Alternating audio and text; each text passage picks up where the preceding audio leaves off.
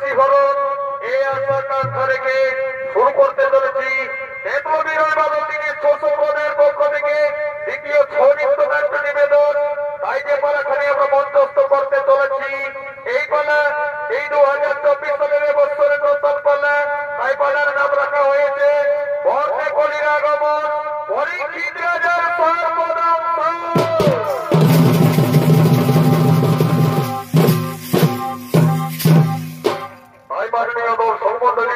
আমরা সকলে জানি দাপর যুগে হস্তিনাপুরে তার ধর্মরাজ্য স্থাপনায় রাজা যুধিষ্ঠির তার ধর্ম পরিচালনা করতেছিলেন এমন সময় মধ্যম পাণ্ডব অর্জুন তার পুত্র অভিমন্যুর স্ত্রী উত্তরা এই উত্তরার গর্ভে লালিত হচ্ছিলেন রাজা পরীক্ষিত। তাই একদিন কৌরবদের নির্দেশে উত্তরার মাতৃগর্ভে অশ্বত্থামা ব্রহ্মবান মেরেছিলেন। যা সহ্য না করতে পেরে উত্তরা চিৎকার করে করে বলে, অপকে কোথায় আছো? আমার গর্ভের শিশু সন্তানকে রক্ষা করো, কি যেন আমার গর্ভের শিশু সন্তানকে হত্যা করতে চলেছে। এমন সময় নরহরি নারায়ণ কাতর আর্তনাদে ছাড়া দিয়েছিলেন এবং উত্তরার মাতৃগর্ভে প্রবেশ করেছিলেন। শিশু সন্তান পরীক্ষিত রাজনকে রক্ষা করেছিলেন। তাই মাননীয় দর্শক মন্ডলী, যে ব্রহ্মবান নিমেষের মধ্যে জল বা পাহাড় পর্বত এমনকি সমগ্র পৃথিবীকে ধ্বংস করে দিতে পারে, সেই ব্রহ্মবানের হাত থেকে রক্ষা পেয়ে কিভাবে স্বয়ং ঈশ্বরের হাতে লালন পালন হয়েছিল রাজক পরীক্ষিতের, তাই তার কিভাবে সর্পের আঘাতে মৃত্যু হতে পারে তা আমরা ছনিকটির নাট্যমাত্রায় তা তুলে ধরতে চলেছি। তাই 2024 সালের মহাভারত হইতে গৃহীত অবধর সহিত রচিত পালের নাম বর্ষে কলির আগমন পরীক্ষিত রাজার সর্বনাম।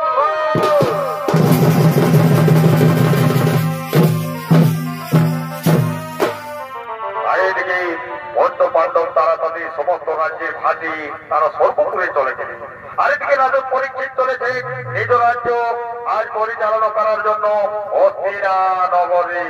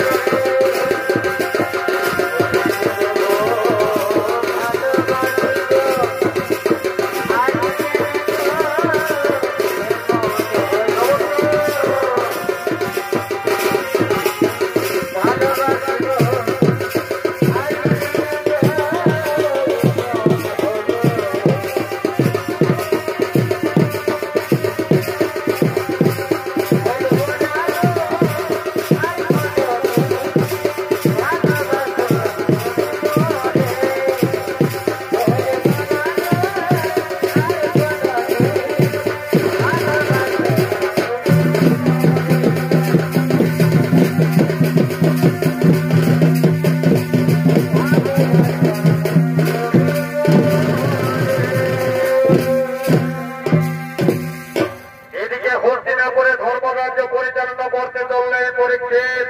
আর অপরদিকে আজ বলে ভয়ে ভীত হয়ে ধর্ম পৃথিবী তারা গাভীর প্রতিস্বরূপ ধারণ করে ধর্ম রক্ষার জন্য হস্তিনা নগরে আগমন করছে।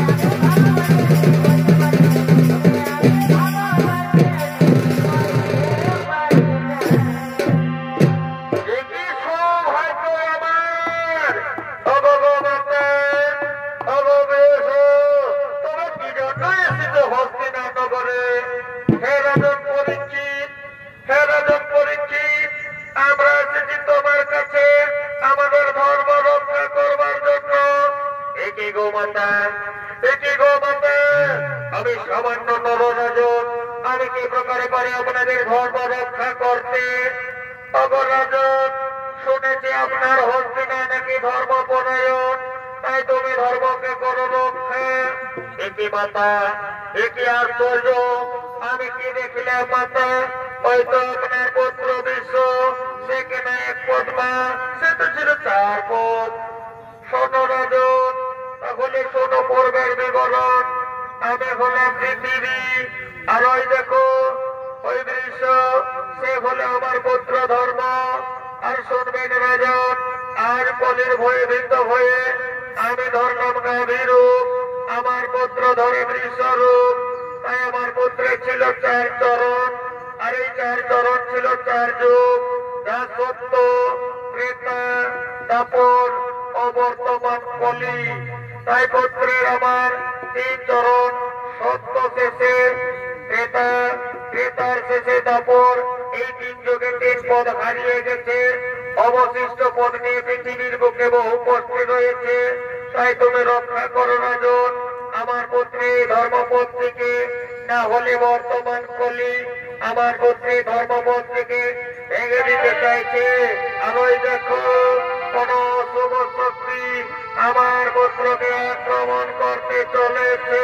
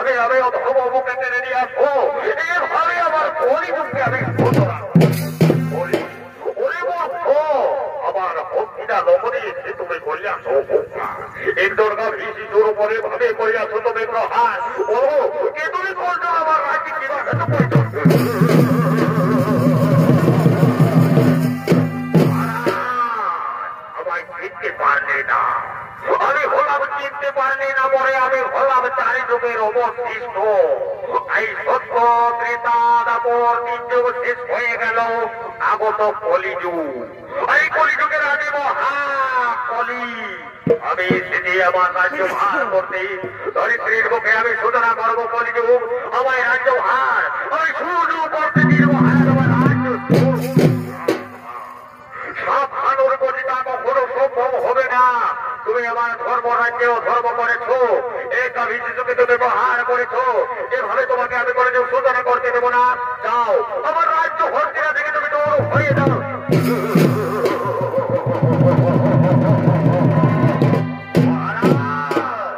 আমি চলে যেতে আসছি মহারাজ, আমি সেটি কলিযুগ সূচনা করতে।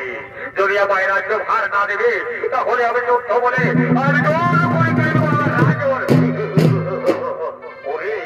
ওরে মোর সকলেই তোর তোর মনে ইচ্ছা হয়েছে তাহলে ধরো, তাহলে ধরো দেখি বা হতে কত সত্যি সত্যি পরীক্ষা হয়ে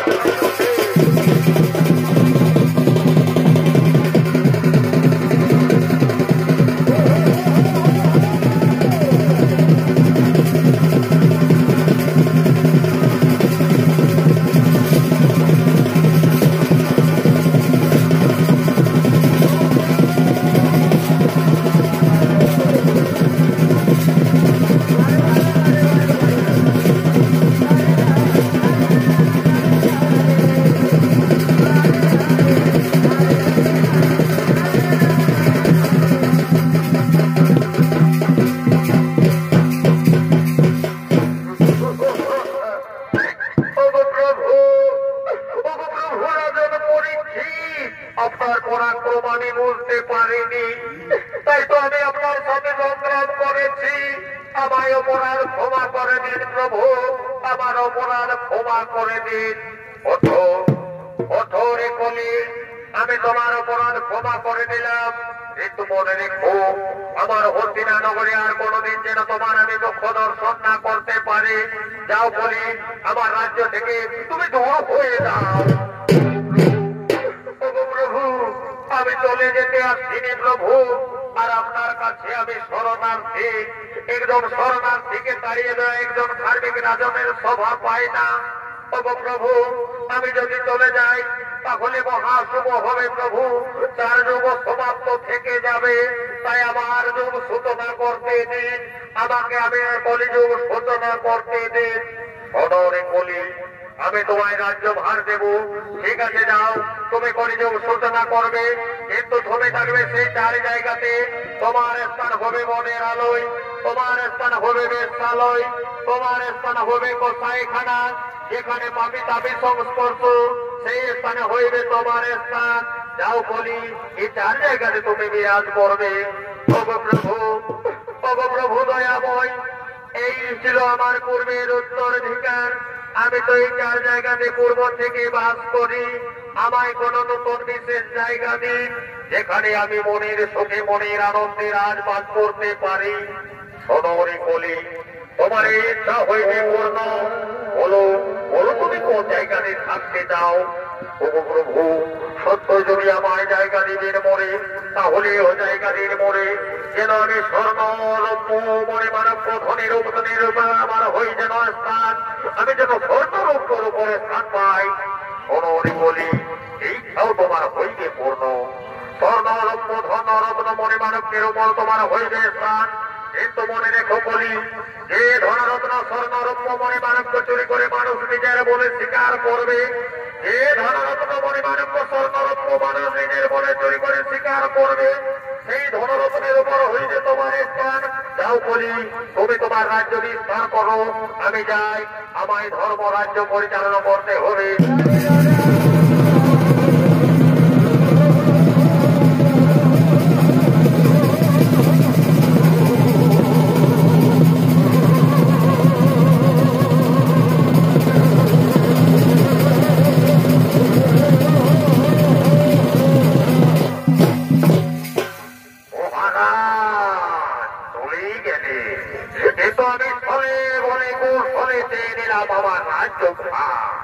আজ থেকে সূচনা করবো কলিযুগ, পৃথিবীর বুকে নেমে আসবে অন্ধকার, মানুষের মনে মনে হিংসা হবে, মানুষের মনে হানাহানি, মানুষের মনে ক্ষোভ করে দেবো আমি, মানুষ মনে ভেবে পাপ, মানুষের মনে পাপের গাছ করবে।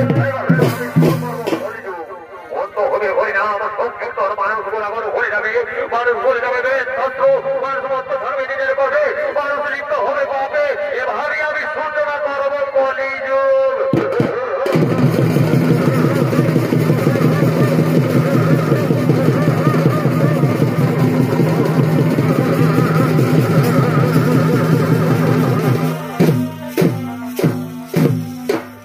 মাননীয় দর্শক মণ্ডলী, পুরাণ প্রমাণ অনুযায়ী যেভাবে কলিযুগের সূচনা হয়েছিল তাই কলিযুগের সূচনা হয়ে গেল। আর ওদিকে রাজা পরীক্ষিত আর ধর্ম স্থাপনার রাজ্য পরিচালনা করতে লাগলেন, তাই তার রাজ্যে বসবাস করতেন এক মহাতপস্বী মুনি। তাই শ্রমিক মুনি চলেছে আজ নিজ আশ্রমে তপস্যা করার জন্য আজ আগমন করছে।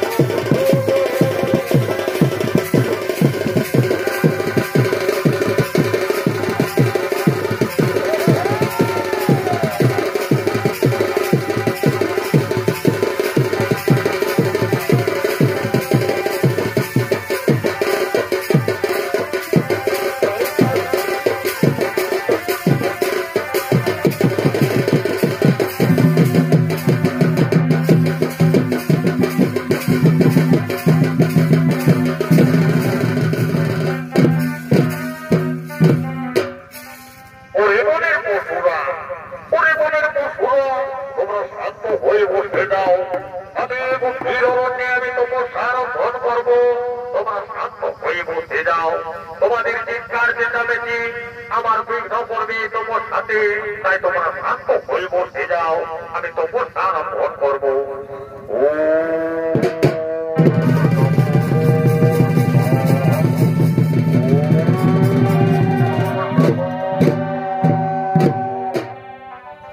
এদিকে শ্রমিক মুনি ধ্যানে মগ্ন হলেন গভীর অরণ্যে, আর এদিকে রাজন পরীক্ষিত আজ যে মনের ইচ্ছা এগোয়া স্বীকার করবে।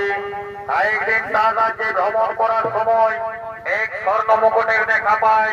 তাই মাননীয় দর্শক মন্ডলী, সেই স্বর্ণ মুকুট ছিল রাজা জরাসিদ্ধি। তাই দ্রৌপদী সেই স্বর্ণ মুকুটের প্রতি লোভ ছিল।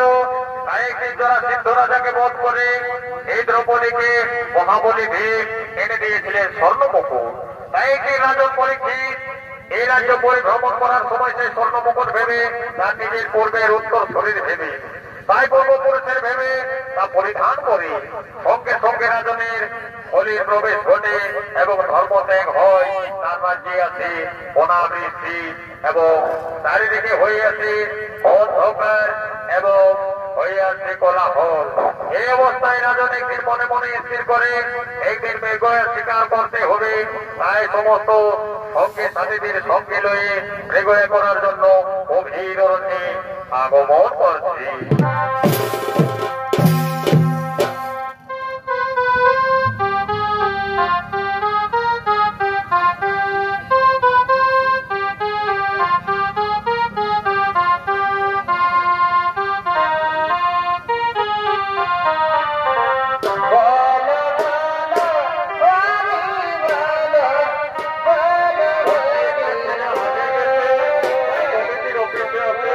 যদি কারো হয়ে থাকে আপনারা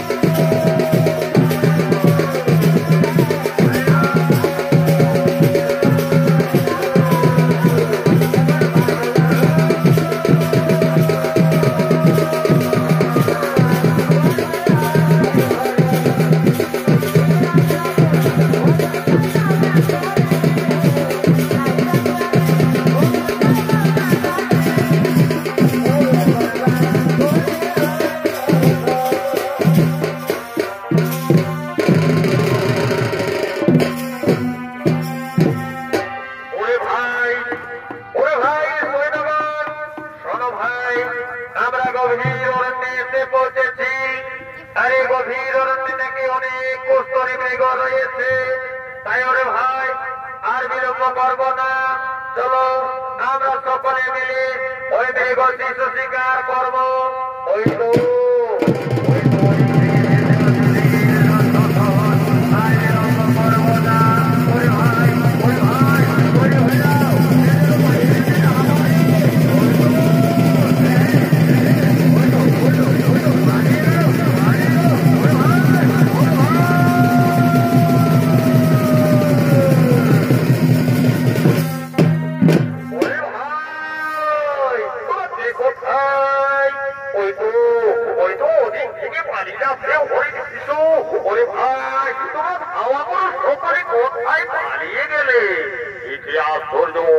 দেখতে দেখতে আমি গভীর অরণ্যে প্রবেশ করে গেলাম, কিন্তু আমি এতবার ডাকলাম ওরে ভাই, আমার সঙ্গে সাথে কারো আমি সারা শব্দ পেলাম না। তোমরা কি আমায় ছেড়ে চলে গেলে না? এখন কি হবে উপায়? এই তো গভীর অরণ্য, এই গভীর অরণ্যে অনেক শুনেছে হিংস্র জন্তু জানোয়ার রয়েছে। না না, আমার এখানে থাকা মোটেও ঠিক হবে না, আমায় এক্ষুনি পালিয়ে যেতে হবে। কিন্তু নিরুপায়, আমার সর্বশরীর ক্লান্ত হয়ে আসছে। আমি কোথায় পাই কিন্তু জল মতো আমার বাসা পেয়েছে। ওই তো এই আশ্রম দেখা যাচ্ছে, আমি সে আশ্রমে যাবো, আমি সেখান থেকে একটু জল পান করবো। আর আমি বিলম্ব মনে করবো না, আমি যাই আশ্রমের দিকে। কি আশ্চর্য, মহার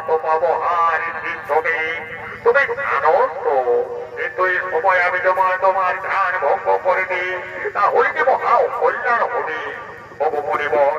কিন্তু আমি যে নিরুপায়, আমায় বড্ড পিপাসা পেয়েছে, আমায় একটু জল দিন, আমায় পিপাসা নিবারণ করবো না মনিবর।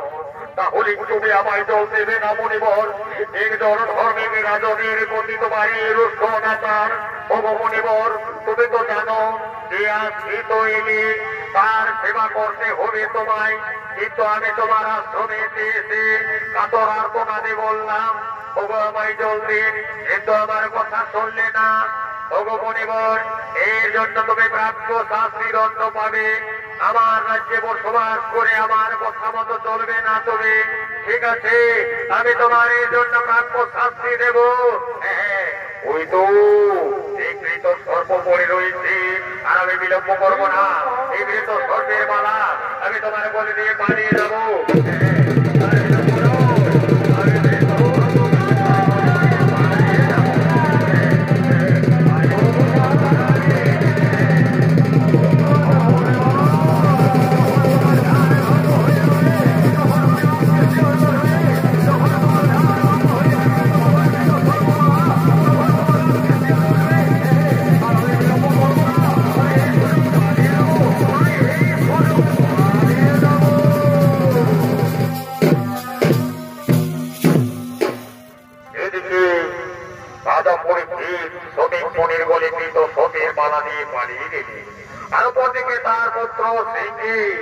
এদিকে শ্রমিক পুত্র সিংহে বিদ্যা শিক্ষা লাভ করে তার পিতার কাছে চলেছে।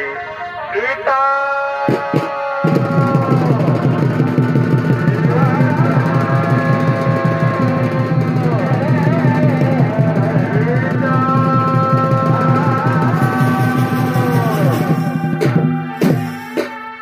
পিতা তুমি ধ্যানস্থ, কিন্তু তবুও কেন মৃত সর্প? আশ্চর্য দেখছিলাম, তাহলে কি আমার পিতাকে সে সর্প আঘাত করে তার মৃত্যু হয়েছে? না না, আমায় দেখতে হবে গিয়ে, আমি আর বিলম্ব করবো না, আমি যাই। কি আশ্চর্য, যেহেতু মৃত সর্প, কিন্তু কিভাবে এলো মোর পিতার বলে? না না, কেউ আমার পিতার সঙ্গে করেছে উপহার, এক্ষুনি আমায় ধ্যান যোগে যেতে হবে। ও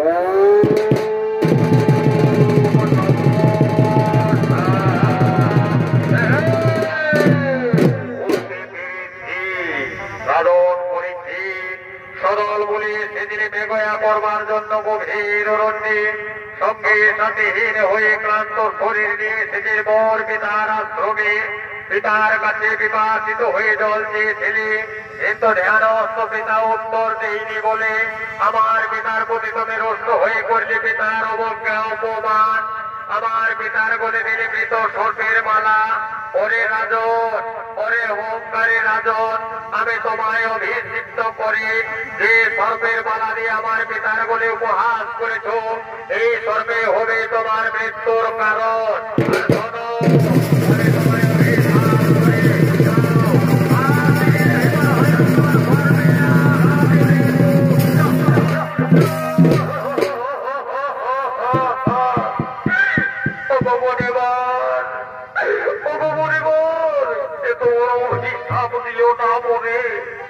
আপনার অভিশাপ ফিরিয়ে দাও।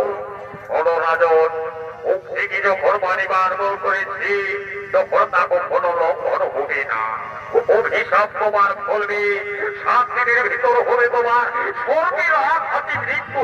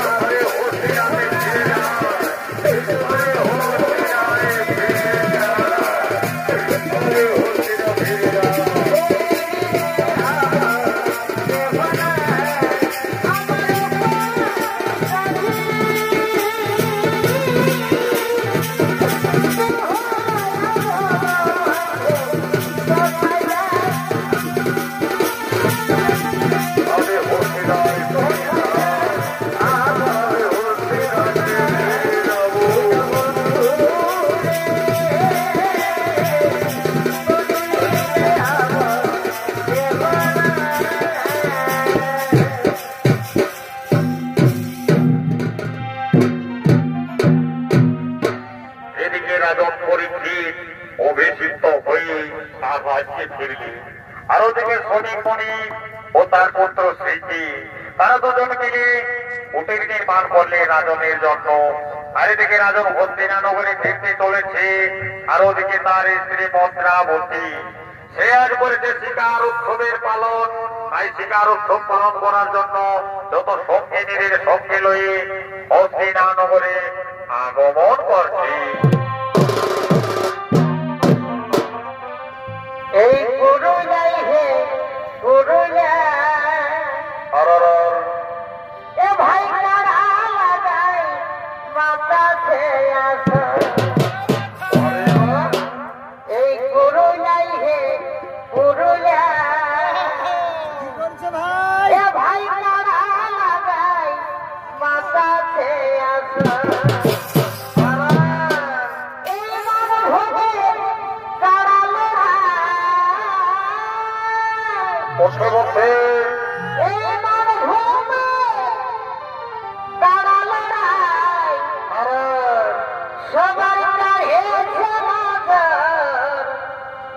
এই পুরুলাই হে পুরুলাই এ ভাই কারা লাগাই মাথা খেয়ে আসা।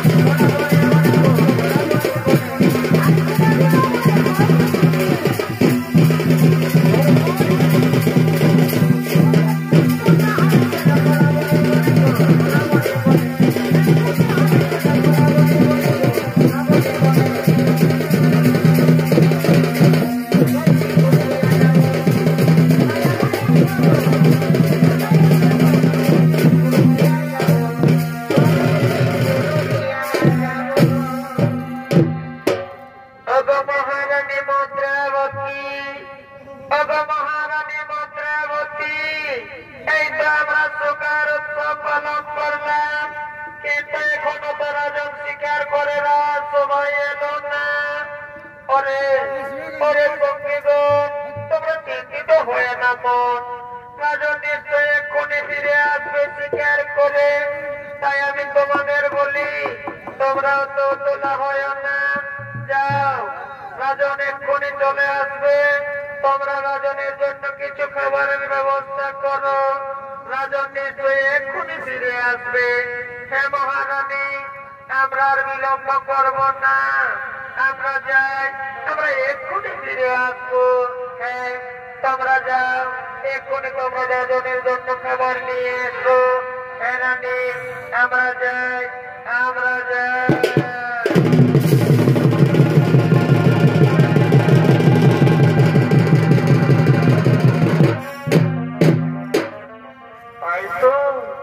এখনো তো রাজনের দেখা পেলাম না।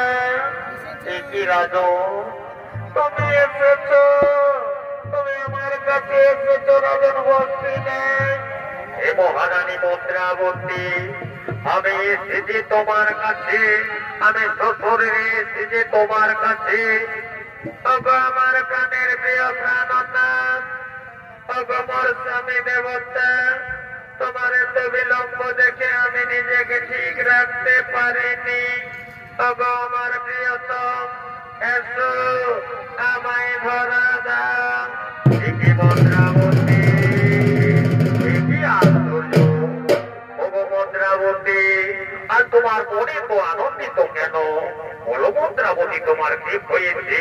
আমি তোমার মনের ইচ্ছা পূর্ণ করবো। ওগো আমার প্রিয়তম প্রিয় সখা, তুমি কি জানো না আমি যে তোমার নয়নের মণি, আর তুমি আমার আঁখির তারা। তাই তোমায় বিনে আমি থাকতে পারি না। এতদিন ছিলে না বলে আমি দিবারাত্রি বারংবার মনে পড়ে তোমার কথা। ওগো প্রাণ সখা, আজ এসেছো, আমায় ধরা দাও, আমার বাহুতে আলিঙ্গন করো।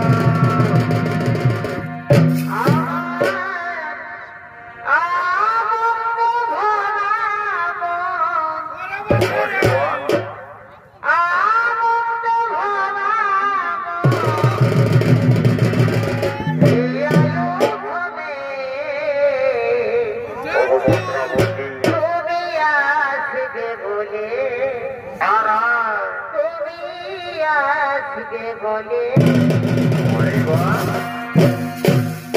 রেখেছি কপুর ঢেলে শীতল জলে, কৃষ্ণা মিটাব এগো ধরম ধুয়ে দেব, এগো চরম ধুয়ে দেব, মুছে চলে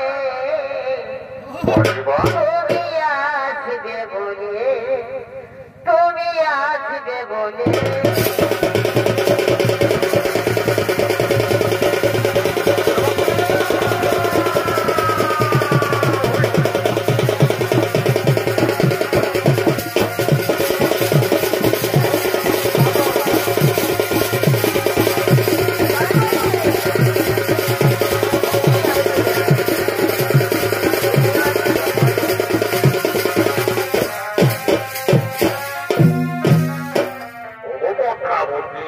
তুমি কি জানো আমি গভীর অরণ্যে শিকার করতে গিয়েছিলাম ঠিকই, কিন্তু নিদ্রাকালে শয়নের স্বপনে নিত্যদিনে বারংবার মনে পড়ে তোমার কথা।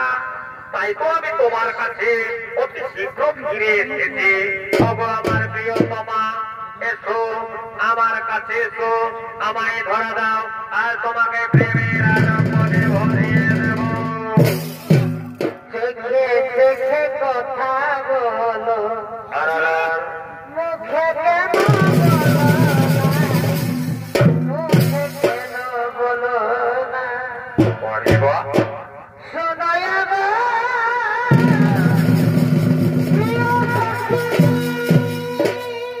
আর কি কি স্বপ্নে দেখি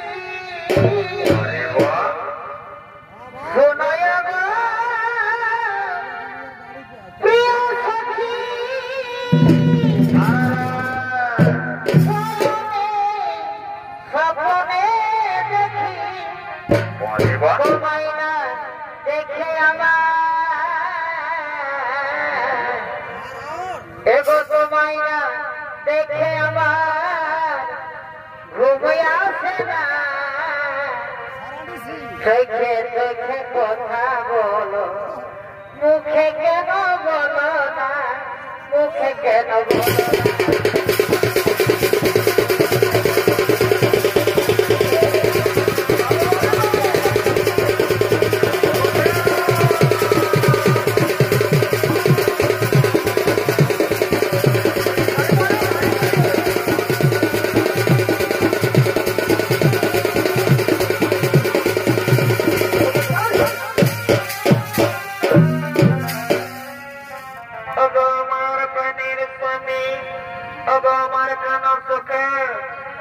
আমি দেখিলাম আমার সঙ্গে প্রেমালাপ করতে গিয়ে বারংবার তুমি অন্য মনস্ক হয়ে যাও। বলো কি হয়েছে তোমার? মনোমুদ্রাবতী, তুমি তো জানো আমি গভীর অরণ্যে শিকার করে আমার শরীর ক্লান্ত হয়েছে। তাই গো প্রিয়, আর তুমি বিলম্ব করো না, আমার জন্য একটু জল খাবারের ব্যবস্থা করো। তবে আমার প্রাণের স্বামী দেবতা, আমি নিশ্চয় এক্ষুনি তোমার জন্য জল নিয়ে আসবো। চলো, তুমি এখানে বিশ্রাম করবে, আমি এক্ষুনি জল নিয়ে আসবো। আসবি তো মন্ত্রাবতী? হ্যাঁ স্বামী, আমি যাব আর ফিরে আসবো। আসবে তো? হ্যাঁ আসবো। আসবে তো তুমি? হ্যাঁ আমি আসি, আমি যাই। আসবে তো? আমি যাই।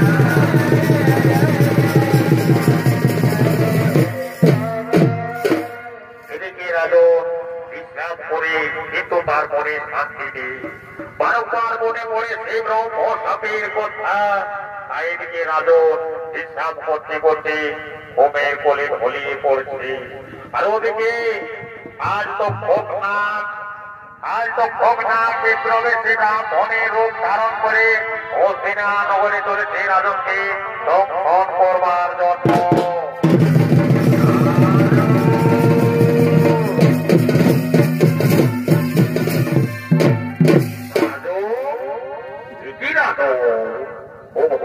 নিদ্রায় ঘুমিয়ে পড়েছ?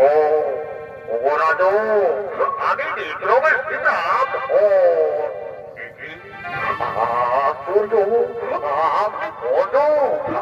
আপনি আমার প্রহরী থাকতে আমার শয়ন মধ্যে রীতি প্রকারে বড় ব্রাহ্মণ, সত্য করে দাও আপনার পরিচয়। কোন দানব নাকি মানব নাকি দেবতা, বলো পরে পরিচয় দাও। বলো রাজন, আমি আপনার কাছে কত দরিদ্র নিত্য ব্রাহ্মণ, নিত্য ভিক্ষা করি, যা মেলে তা দিয়ে আমি উদর পূরণ করি। শুনেছি রাজন আপনার নাকি ব্রহ্ম সাপ হয়েছে, তাই তো আপনার কাছে এলাম আমি। এই নাও রাজন, এই বলা হাতে তুমি গ্রহণ করো। না না বলিব, এ কখনো সম্ভব হবে না ব্রাহ্মণ, এ কখনো সম্ভব হবে না। আমার একান্ত অনুমত ছাড়া কারো কাছ থেকে আমি কিছু গ্রহণ করতে পারবো না। তাছাড়া বলো ব্রাহ্মণ, কি উদ্দেশ্য নিয়ে এসেছ আমার কাছে? বলো তোমার কি উদ্দেশ্য আমার কাছে? আমি শুনেছি আপনার ব্রহ্ম সাপ হয়েছে, তাই তো মনে বড় ঠিক লাগে, তাই এসেছি তোমার কাছে। না ব্রাহ্মণ, তুমি আমাকে মিথ্যা কথা বলছো। তোমার চোখের ভাষা, তোমার গোপালের চিন্তার ভাঁজ বলে দিচ্ছে আমার চোখে তুমি মিথ্যার ঘটনা প্রতারণা করছো। বলো ব্রাহ্মণ, সত্য করে বলো,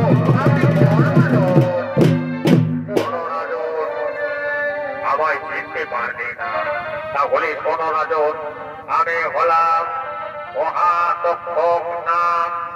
আজ মনে করে তোমার 6ষ্ঠ দিন পেরিয়ে অন্তিম 7ম দিন। আর এই অন্তিম 7ম দিনে অন্তিম কালে আমি তোমার মহাকাল এসেছি তোমার কাছে আমি দংশন করবার জন্য। আমি মহাতক্ষক নাম। প্রভু কি কথা শোনালে মরে? আজ আমার অন্তিম 7ম দিনে সেদিন আমার গিয়েছে। ও বহু প্রভু, কৃপা করি আপনার পূর্ণরূপ আমায় করিয়ে দর্শন। আমি যেন নিজেকে দেখে তা ধন্য মনে করতে পারি। এ রাজন, তোমার ইচ্ছা হইবে পূর্ণ, তুমি আমার পূর্ণরূপ করিবে দর্শন। তাহলে ওই দেখো রাজন, আমার সেই পূর্ণরূপ।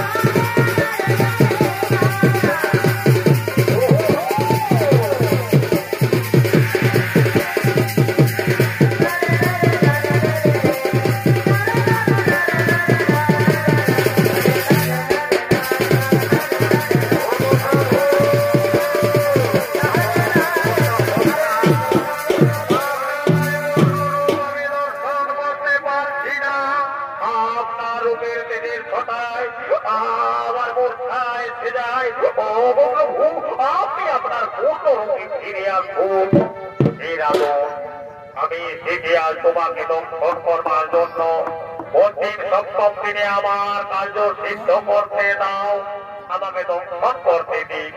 ওগো আমার পূর্ণাত্মা, ওগো আমার দংশন কর্তা ঠাকুর, আমায় দংশন করবেন, কিন্তু আমার শেষ প্রণাম নিয় ঠাকুর, আপনার চরণে দিও মরে ঠাই।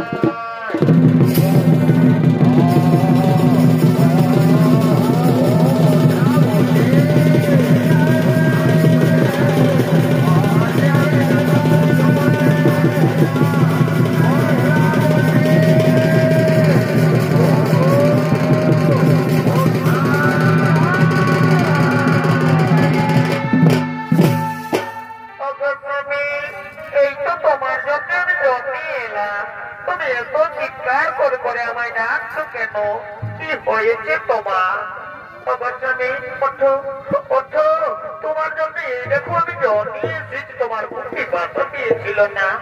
না কিছু হয়েছে নাকি? ওই তো সর্বশরীর নীল হয়ে আছে। কি সর্বের আঘাতের চিহ্ন?